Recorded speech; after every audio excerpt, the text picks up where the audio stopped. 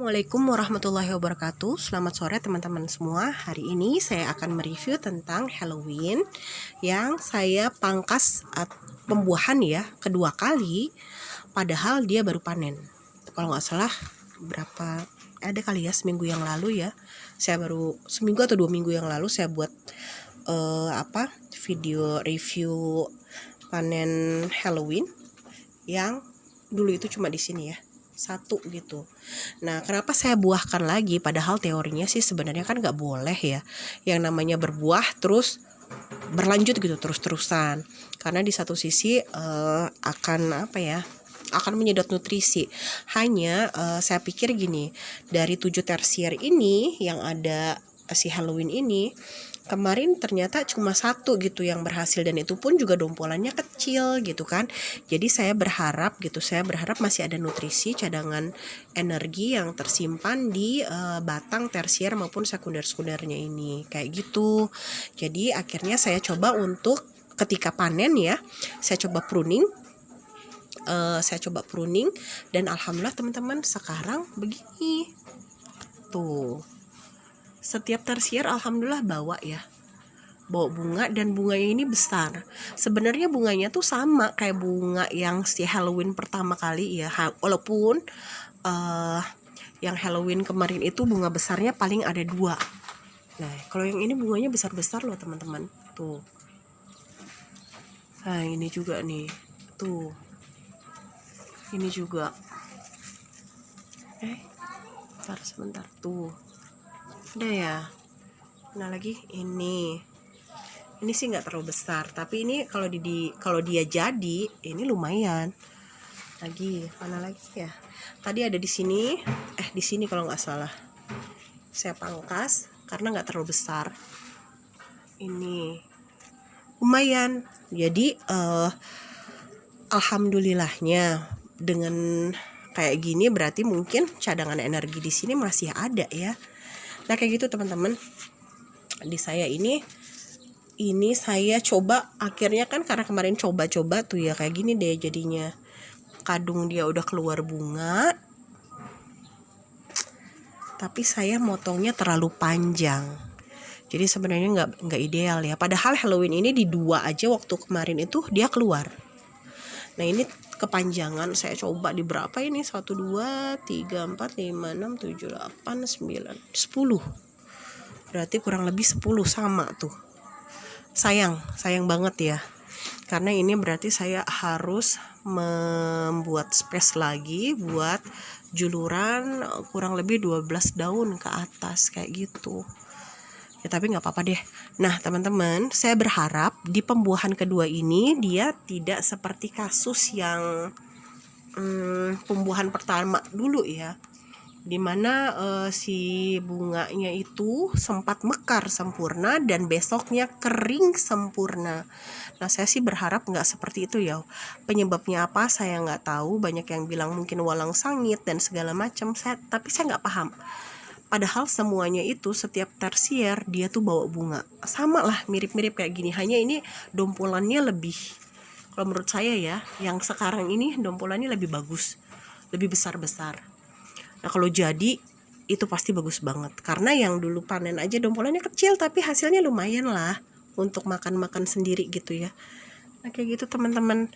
Nah, jadi kalau misalnya ternyata nanti dia mekar dan berhasil sampai panen, berarti yang kasus kemarin tuh ya kasuistik aja gitu kan.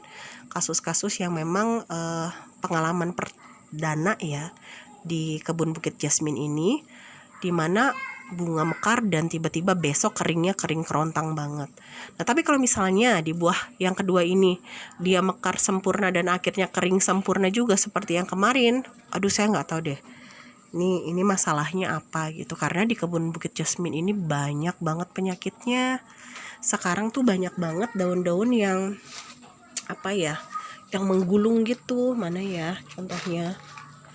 Pokoknya penyakitan sih. Apalagi yang ini, yang kemarin tuh yang Casanova, di saya daunnya brekelek banget, jelek banget. Dia sama 11-12 dengan NN06 di tempat saya, sama dengan Natali juga. Nih kayak gini-gini ya teman-teman. Ini putih-putih itu bukan semua penyakitnya ya. Kayak gini deh.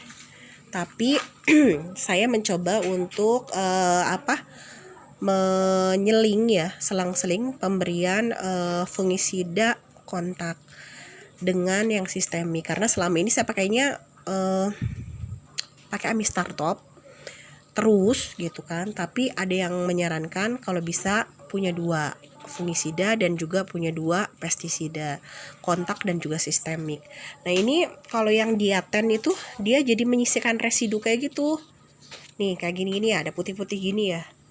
Ini residu dari si fungisida Diaten gitu. Tapi langsung. Nah ini Natali. Nah ya kayak saya tuh banyak banget kayak gini nih, mengkerut-mengkerut kayak gini. Terus di mana ya satu lagi ya? Ya kayak gini-gini nih, mengkerut-mengkerut. Jelek banget. Tuh. Ini juga. Saya memang gak rajin banget ya teman-teman pakai kayak gituan. Pakai fungisida, pestisida. Sebenarnya saya tuh ingin organik tapi saya belum bisa ya.